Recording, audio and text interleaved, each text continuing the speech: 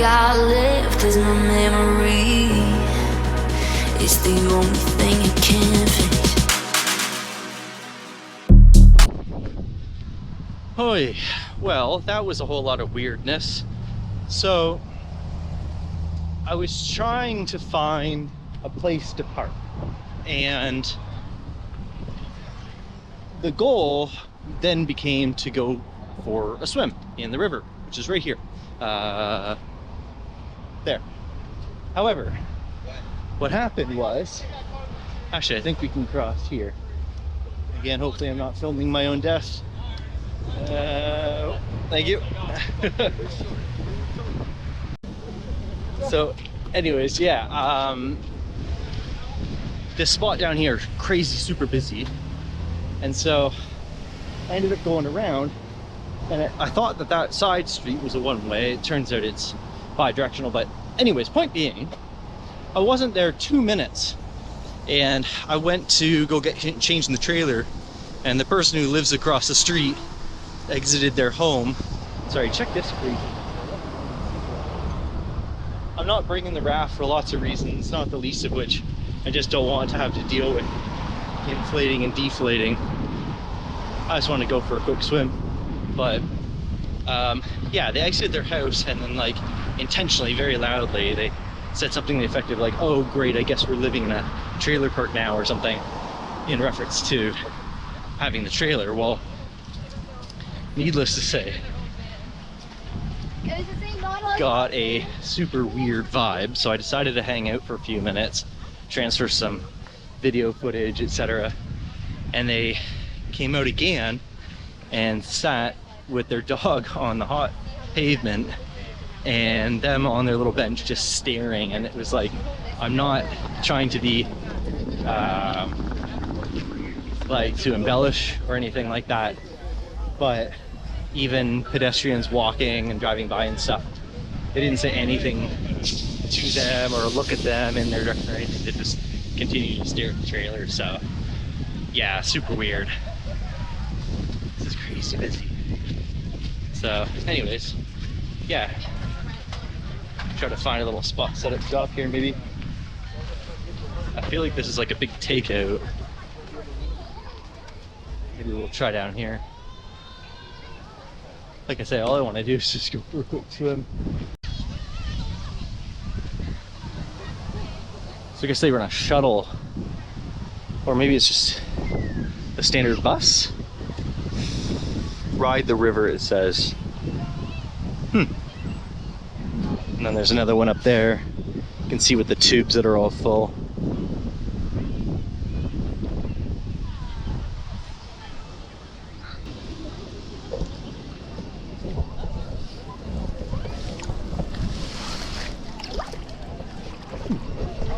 It's cool, but it's not cold per se.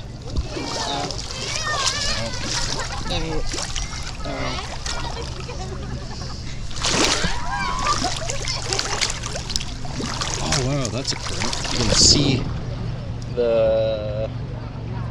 yeah, you can see that. I wonder if you're waterproof. I feel like I should Google that before I test it out.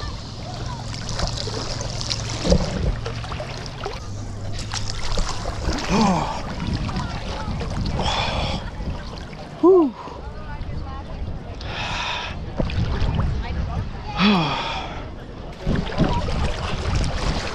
That's a hole.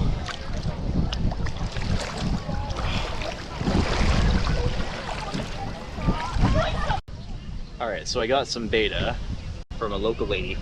So there's two vehicles. There's Tumalo Creek, that's a private company. They have their own open trailer. And then the ones that look like a city bus are actually a city bus. And they will take your tubes, and you just pay the regular bus fare if you have your tube already. I guess aside from that, then you would need to like rent it and then have the private fare with the Tumalo Creek rental agency. So like, what a great partnership between the city and Enterprise, because if well, even if there's a monopoly, let's say with Two Miller Creek being the sole operator, what it certainly does though is it drives traffic down here, and then businesses can, you not say pivot, but like can locate themselves in along this corridor. So you could have like an ice cream truck parked, right behind me, where if you know that this is a popular takeout, then you can strategically set up your business to cater to these people that are doing it. Like, it's just really smart. I can see in some places where the cities wouldn't want to get involved with like carrying tubes, because there is obviously additional equipment required. So there's a trailer with a cage all around it and everything. But it's really the city at the end of the day that's going to benefit, because you're creating business and enterprise. I mean, what's the cost of a trailer? A few $1,000s for a custom setup like that. You'll earn that back in your first year in, taxation recapture. So yeah, just smart. I think that it takes a willing municipality and municipal government to say, yeah, we'll hook up a custom caged trailer to our buses, and go through, make sure that the drivers, education and training and whatever is all up to point, and ensure our logistics are all squared away. It's good long-term strategic thinking, and it works. Look at the lineup behind me. It's crazy. I mean, in a good way, right? It's fantastic. So, anyways, am I still freaked out about the trailer situation? Maybe, maybe not. I did actually see an unmarked police vehicle happen to drive by. So they are certainly patrolling the area. So, yeah, that's a good thing. And yeah, I think I'm gonna relax here for a minute and just sort of take in the sights and sounds, and maybe cool myself off once more before we head back. And then yeah, we're gonna go back to camp, try to get there maybe a bit earlier so we can see if we can be lucky and grab that big site. And then if that's the case, then we can unhook and then double back down to the trailhead with the mountain bike on the rack on the truck on Grove 1, and then go for a ride. So yeah, see you later.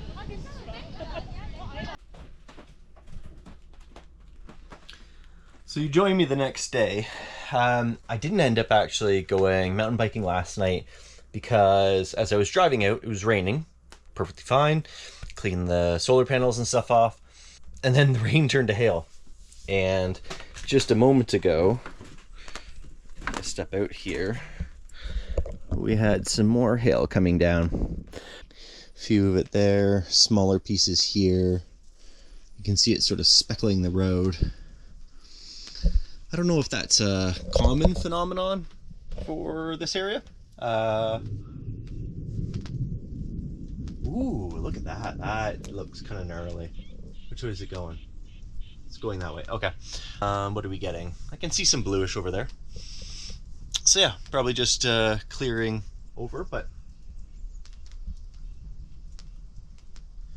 anyways, my thought was, well, one, that I was exhausted this morning and pretty much didn't even want to move. Oh gosh, still tired. I was thinking about that actually. I want to take a seat. The stairs are all filthy right now. I don't know if you can see that. Let's just this too. I'll clean this off afterwards. Actually, you know what? Maybe I'll do it now and then we can have a chat. All right, there we go. That's better. So, something I was thinking about this morning, feeling so exhausted as I was like, what did I do yesterday? I was like, I tried to charge up, that didn't work. I did wash some of the bug splatter, tried to. I found quite possibly, I don't call it the worst, but like the car wash with the lowest pressure, it was embarrassing. Like put it right to some of the bug splatters. It was like, maybe we'll try cleaning it off. Anyway, I knew I was going back down. The plan was to head to the beach sort of river area, and I didn't want the truck looking like super grubby. It was just, same thing with the trailer. Like, you brush up against something and the dirt comes off. In fact, I was actually glad it was sort of raining last night because that meant the road in here wouldn't be as dusty as it was. But oh, there we go. Anywho, so tomorrow the plan is to get up as early as I can, hit the road, and then the next stop is Yakima, Washington, which the hope is to spend part of the day there for reasons I won't quite introduce just yet, and then continue on afterwards, going north in the direction of Bellingham. I was thinking how, like, when you're traveling, how much time and energy it does take from a logistics and planning perspective. Like when you're sort of like, sort of moving every couple of days as we are, at least on this trip. If this were my full-time, I mean, I wish, but like if this were a full-time thing, I'd love to be able to spend, that sounds so cool with the thunder, I hope you can hear that, like the better part of a week in some places. Check out the sun coming out here. I'll position over here this way. Almost sounds like gunshots, but it's not. It's thunder cracking off.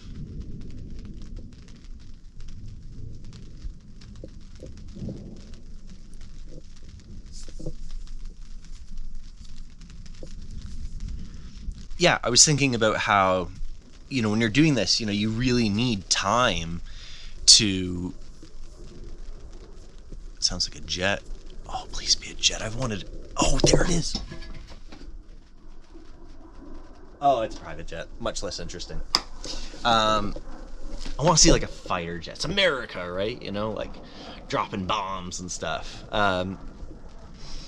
Anyways, so yes, time and energy, and that's what I was thinking about with regard to yesterday. Is like the anxiety around pulling in, and there was that weird guy, and then like even finding a place because I was in a parking lot before that, and then I, left said parking lot to go to find the street spot, and it was just like, there's a lot of sort of, again, I'll speak for myself, but I find like it's really fatiguing with that sort of sense of logistic planning and anxiety, whether that's planning for where you're going or just even trying to sort of get around. And then you'll find days like today where it's kind of like, not say I'm looking for excuses, but it's sort of nice to have an excuse, like, oh, it's raining, I'll just sort of lay in bed and work on my Instagram account or something like that, right? So I had a brief chat with my mum, shout out to her channel, Kathy Goes Camping, but yeah, she was like, oh, you can't keep go. And I mean, in the interest of fairness, like, she is right. Not that I feel like, driving down to go for a quick swim laying by the beach would be considered go, but it's true, right? And so, actually, something I was even thinking about on the drive up here over the last few days was kind of how you can sort of break this trip into phases. There was the sort of the failed desert phase, #heat. Then there was the California Tahoe / Yosemite phase. And then now is kind of like a travel phase where we've been sort of like move, go, that sort of thing. But yeah, so the area along here, I saw a couple of people rip on their gravel bikes. Like this road, this whole area, like you could park right here and you could do probably like a wicked loop. I just, I find myself struggling with motivation sometimes to do stuff by myself, if I'm being honest. Like, yeah. Anyways, I guess this is more than enough talking. I'm probably going to cut this right down. But, yeah, I'm going to keep getting some work done, maybe trying to edit. I have 2 episodes already edited. I just can't upload because the upload speeds. Anyways, thank you, and we'll see you in a bit.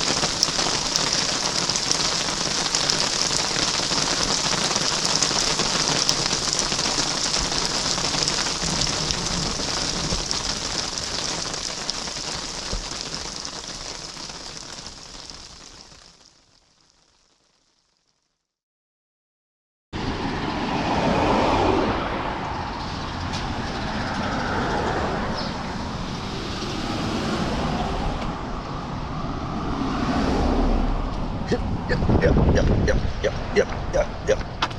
All right, please allow me to be the first to say that's not my finest work, but we're only going to be here for about 3 minutes, so hopefully we don't get rear-ended in that time. And where we are going is... Hello, puppies. Hello. You want bagels too?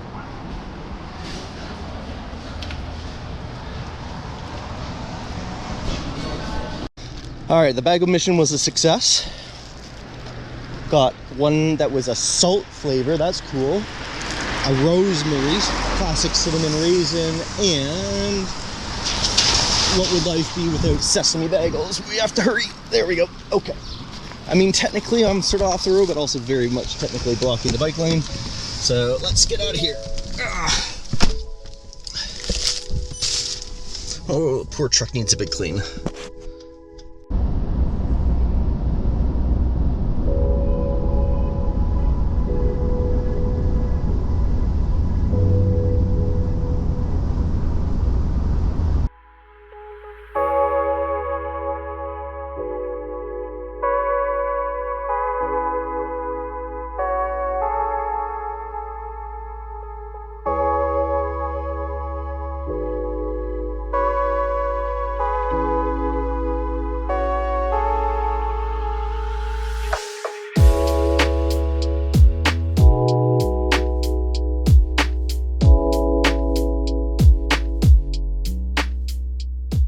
Well, for my fellow geography nerds, we just passed a sign that said 45th parallel, halfway between the equator and the North Pole. So that's cool. I actually just pulled over a second ago because I thought to myself, brilliant idea really, you know this clean white t-shirt you're wearing? It just doesn't have enough coffee stains on it. So splash some coffee on it to fix that all up.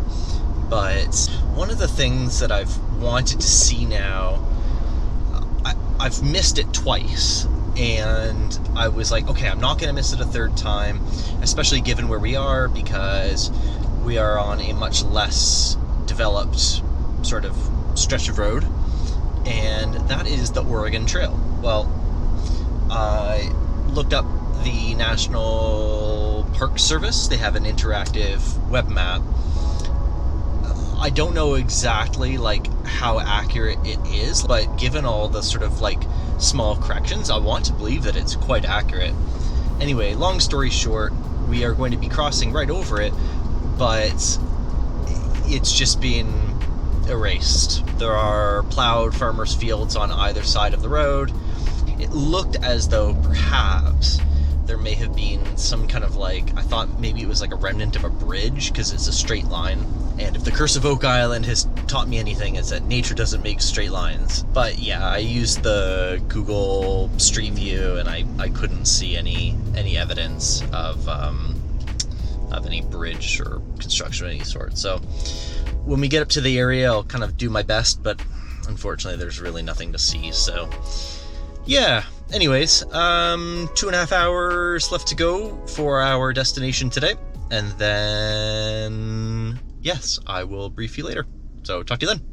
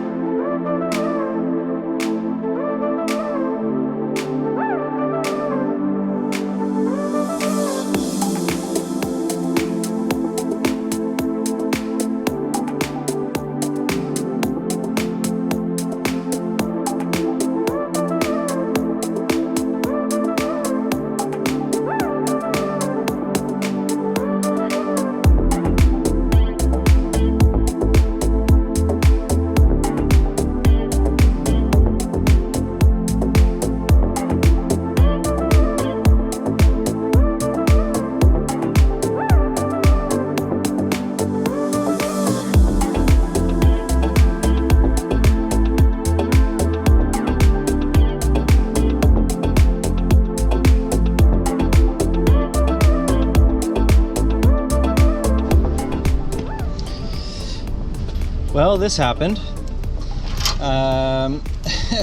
Because these damn chains are too short, they get caught on this lip here, and then I guess this had sort of flipped around somehow, and suffice it to say, I think it just boop pulled out of here. So yeah, I've talked about this before, like they weren't long enough to begin with, so yeah, now I gotta use a fancy expensive locking carabiner here to make sure that you know, we're still safe, but then I gotta get a proper steel one because I don't know what the rating is, and I also just don't want to scratch up and destroy my carabiner. So yeah, I've needed a chain extension since the moment I got it, because again, they just weren't long enough, so I had to run them over top. But well, I guess this one's longer now, so maybe we can at least salvage the opportunity, I guess, or whatever you want to say. There. Boom, that one's at least under now. Yeah, so, that's a thing. Anyway, this one, again, it's just so short that you have to go over top, otherwise it won't click on. All right, back on the road.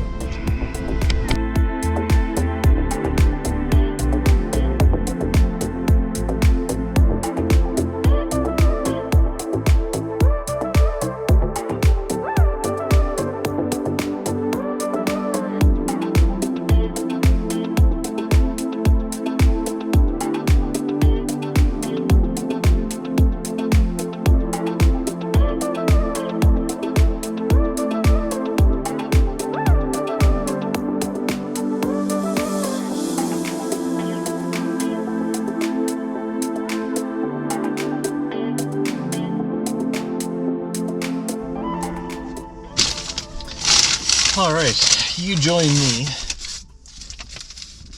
behind some random building, but in the parking lot, oh, it's got some weight to it, of a Taco Time. I had debated about whether or not I wanted to purchase food. The sensible thing would have been to just make a burger, but I was like, I don't really want to make a burger. Anyways, yeah, you can probably hear it in my voice. I'm feeling pretty down, actually, if I'm being honest. I'm not right now prepared to talk about the stop that I made in Yakima, only because things could change. I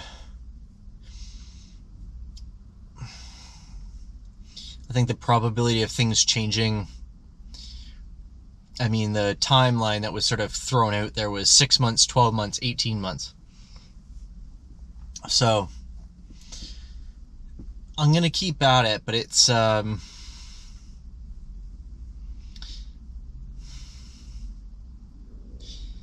yeah,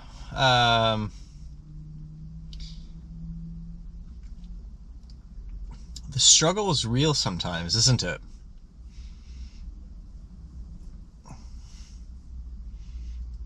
Yeah. And then, of course, I'm really not looking forward to tonight. My options for where to spend the night is a boat launch or a parking lot, which I'll probably get kicked out of. So, yeah. I'll explain more on that later, depending on how things go. But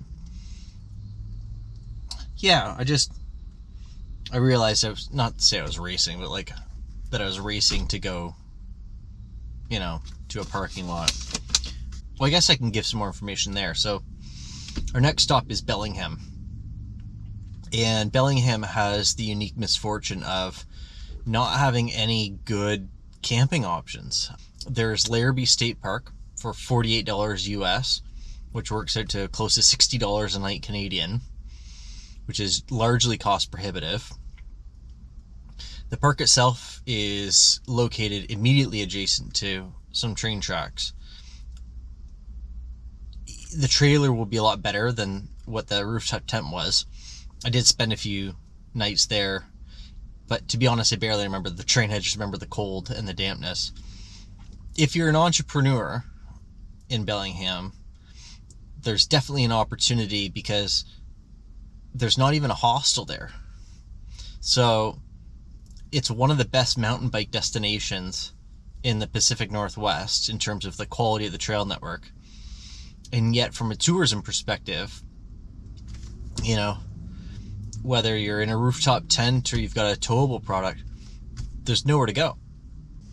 Oh, my back. Yeah, I think I'm gonna eat my burrito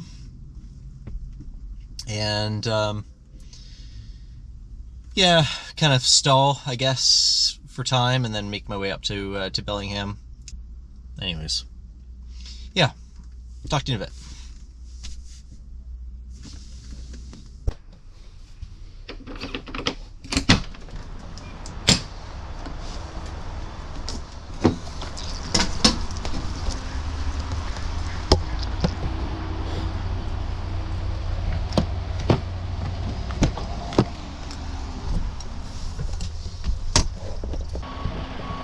Alright, we survived. For some reason, every time somebody pulled in, I woke up, popped up. So let's get going. Oh, it looks like there's some folks behind us as well. So yeah, we have a mission. We are headed down to we are headed down to Larrabee State Park. So it's 35% chance of rain today, 95% chance of rain tomorrow. So it's raining and it's going to be overcast, which is not good from the solar situation.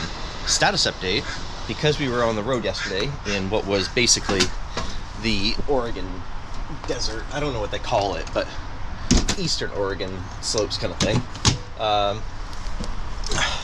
We are up to 55%. Now, I had the refrigerator turned basically way down, so we didn't get much in the way of cooling. Sorry, I was just looking at that gentleman's or lady's vehicle's tires. It looks really low. So yeah, long story short, as I attempt to multitask and fail doing so on camera, is we are going to head over to Larrabee State Park. They have an opening. We're going to try to grab it. That will allow us to get fresh water and sorry, let's just do a circle check real quick. Everything's clear, everything's clear, everything's in, everything's closed. All right, cool. Yes, fresh water, top up electricity to 100% before we head up to Squamish and Whistler, where it will be shaded, or partially shaded, but probably fully shaded. So, yes, let's hit the road as we already drive away. Lots of openings here in the parking lot. And then you can tell some people who came in late, who, like this gentleman here, I think I saw him come in last night. Like, he came in hot to trot. Cool, all right, let's do it. Actually, I should probably pull up my map, but I know I need to go north. Okay, talk to you later. Bye.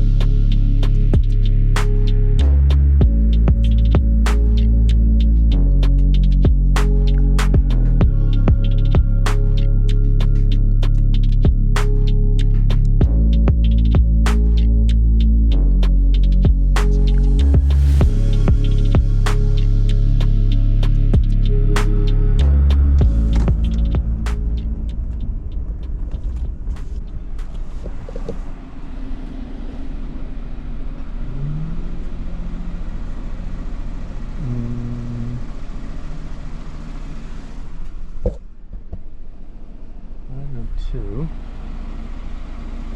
Thursday, 9 a.m. Alright, a little bit of a plot twist. It's 9:05. Booth hours are supposed to be 9 a.m. They're not here yet, which makes me think maybe they're not coming. So I'm going to head into the park because the last time I was here, there was a camp post, and I'll talk to them. If I can get on the site, great. Check-in's not till 2:30. Backup plan is to drop the trailer here, where at least then, you know, we know that we're allowed to have it here and then go do our thing and then come back. So, yeah.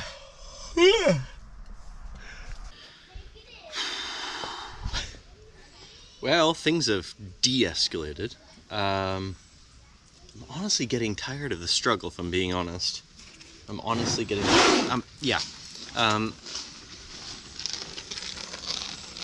the case for my phone with the lens that I use, missing in action. I ended up caving and paying the premium because nobody showed up to the office with the intention of like taking off right away. Plugged it in, nothing's charging. So call Xantrax, the manufacturers of the inverter charger, and they initially said that one of the settings was too high because it was basically waiting for the battery to be full before it started charging. That was weird. They now want me to empty out the storage compartment, remove the false wall, disconnect the battery, and then power cycle the inverter charger to do a hard reset.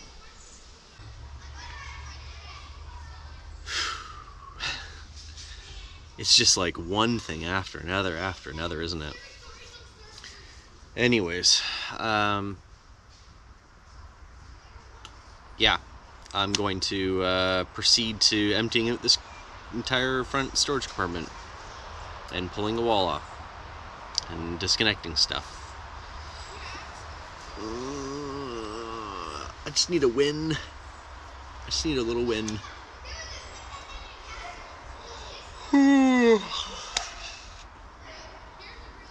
Yeah.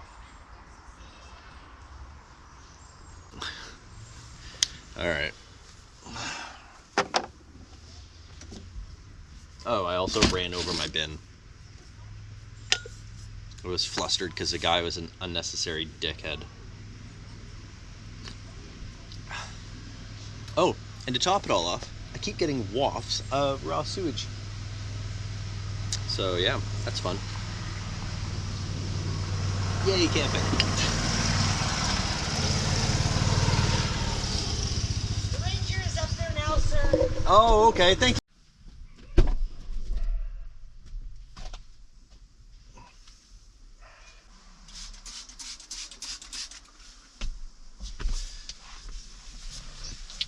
I decided that I needed a win. So I'm gonna clean up this truck.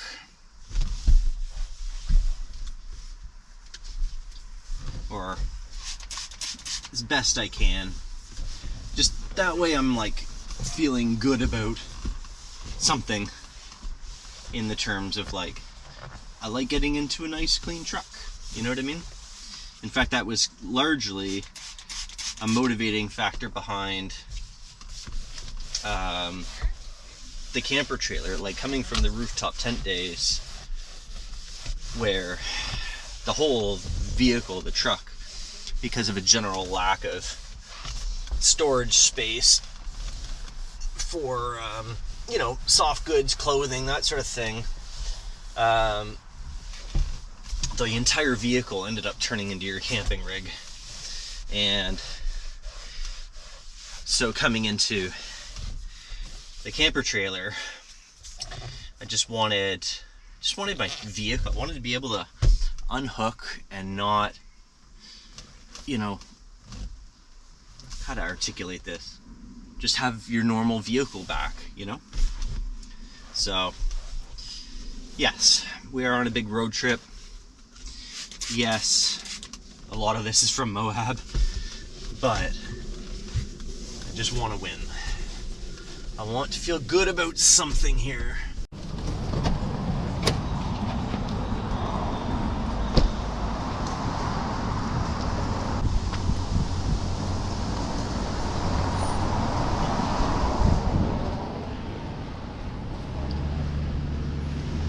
Square.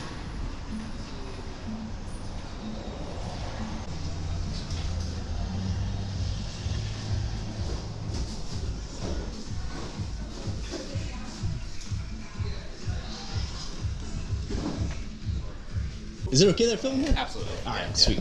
Yeah. Do you have any questions or anything? Or? I really like these new boxes. Just looks, you know, with the logo, a lot more contemporary, minimalist. Yeah, big fan. All right, here's our haul. Some classic Fox Ranger gloves. You always need an extra set of gloves. It's like the chamois, you know, you can never have too many. And a fender. So yes, go team with the fender. Actually, you know what? I forgot to get my receipt. I wonder if they emailed me one. I'll need that for the border, but yep. Sweet haul. It's like, check out the price, $15.75. And yeah, Canada, it's like $40. So basically, for, you know, it's like buy a standard fender in Canada, get gloves at 50% off. I mean, it's difficult to argue with that, right? 30, 45 plus tax or whatever it was. I'm forgetting already. I'm so tired. Words cannot describe how tired I am. The lack of quality sleep last night, coupled with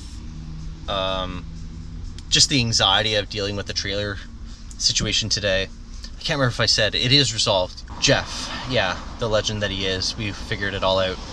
But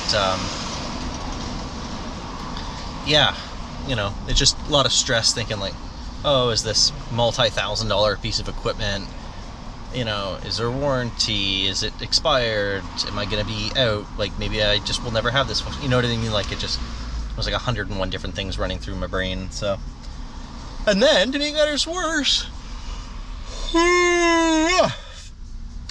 the donut shop, JoJo's, here in Bellingham, permanently closed.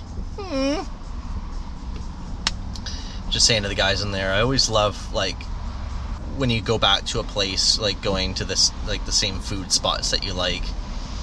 JoJo's was definitely one of them. So, yep, RIP. All right, I need to figure out this receipt situation. Hopefully they emailed me one, and then probably head over to the Transition Bikes Outpost. They've got some food there.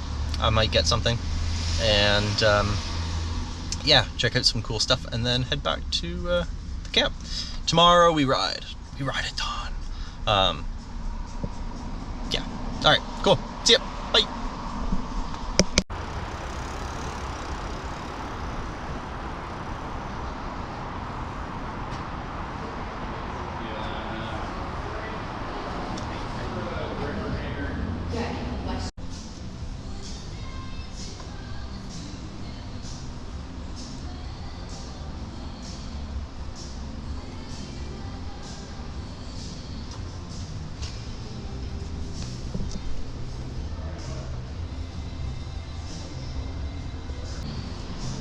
I like this color on the spur, sort of like drab gray, cement gray.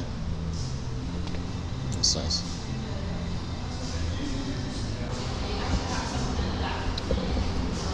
This guy is of interest to me. This is the bike I wish I had out in Moab. Nice gray color. This is their new storage compartment. The burrito box, I think they call it.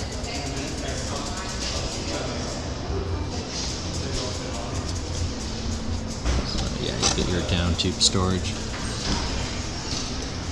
Interestingly, they're now coming with the Fidlock bottles. I assume that that's a marketing effort on behalf of Fidlock. Ooh, that feels nice. That little click at the end. It feels really nice. I like this gray. This is nice. There's the new little protector, keep the loam and stuff out. And then they've redesigned this where it can now drain out versus like the loam pool where this used to fill with water. Well, I'm going to leave before I fall asleep standing up. I don't see any where the Outpost Eats are. They actually had a food truck here. I wonder if they've moved it around back. No, it's not here. Must be out doing cool stuff with cool people. Because that's, I'm pretty sure, the propane tank for it. So, anyways, yeah. Tomorrow we will be back. And then we will do cool things in the city of Bellingham. Also, just for the record, here at the Outpost, after a day of riding, I mean, we're here on a Tuesday, but a weekend, tons of people. We're actually just down the hill from the west side Galworth Mountain. You can go park and ride, and then you just drive down the hill. The big thing with Transition is Bikes Beer community, kind of group sort of stuff. I can't speak to all of it. I've seen the advertisements and I've been here before in the past, so yeah, let's get something to eat, and then yeah, we'll talk about it more later.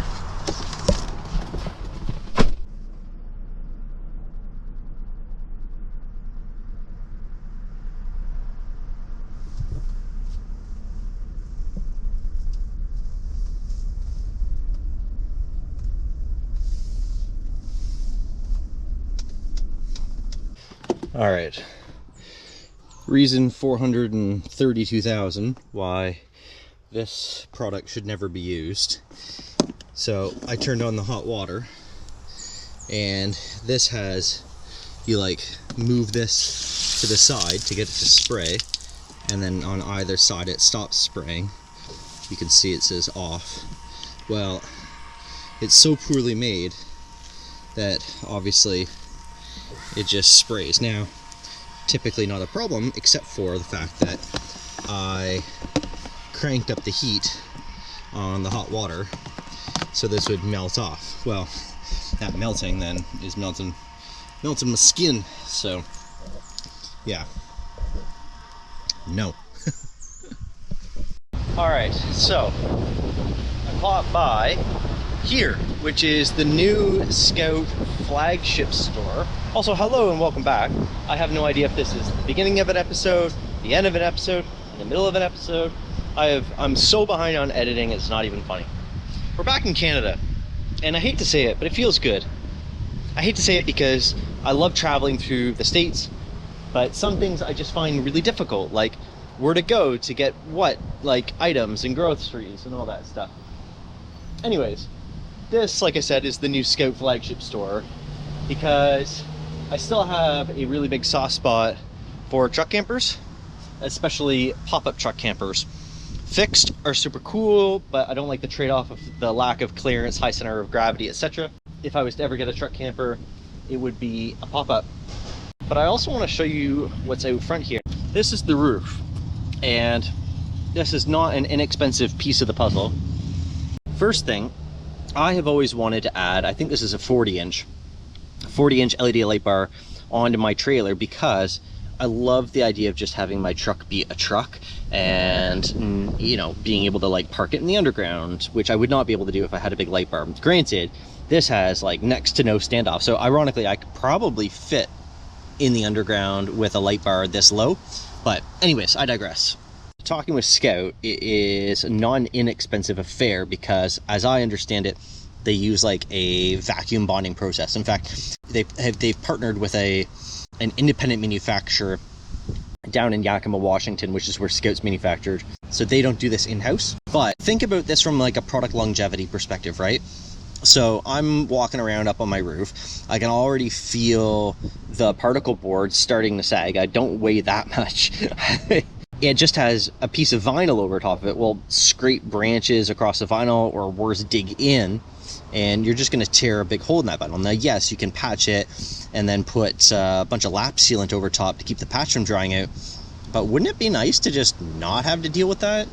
And this honestly has me thinking, this roof in particular, has me thinking about a conversation that we've talked about before, which is what sort of warranty and, you know, reasonable expectation of longevity should camper trailers have? Because once more, there are more features being incorporated and more technology being incorporated into products, but a lot of the manufacturing practices have remained the same for 30 years.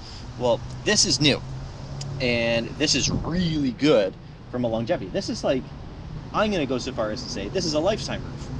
Now, I assume that'll get lap sealant around it, but maybe it has caulking underneath and doesn't need the lap sealant. But suffice it to say, here's a question for you to honestly think about. Whatever trailer you have, or whatever trailer you're thinking about purchasing, how much more would you pay to get this roof over a wooden roof? There's another advantage to this, which is you get increased interior height, because to build a roof like we have, there are like wooden trusses, just like building a house, and then the ceiling gets created below it. So going with this style, you don't have that drop ceiling effect. So it can do one of two things. Either you can raise the height of the side walls and the roof is a lower profile, so you get more interior height that way, or you can drop the roof height without necessarily dropping the ceiling height. So depending on maybe the class of the trailer and the goals and all that stuff. But how much more would you be willing to pay? Now, I'm Canadian, but 10,000 more? You know, is that to never have to deal with it? I mean, what's the probability of ever needing it, etc., etc.? But I think it's innovation like this, it's going to cost more money because it's a better product, but you get better longevity, and you can arguably start to break that cycle of, I mean, just look at the residual values of trailers. 3 years old and 50% less the value. Like, is that reasonable? Especially considering you're not daily driving it 12 months of the year like you would a car or truck. I think it's a good question. A good rhetorical question, but a good question nonetheless. Oh boy, we are finally headed out. Gonna go hit the road. Shout out to Jordan. Thank you, good sir, for all the tech advice. Super helpful, greatly appreciated. And yeah, next stop is Squamish.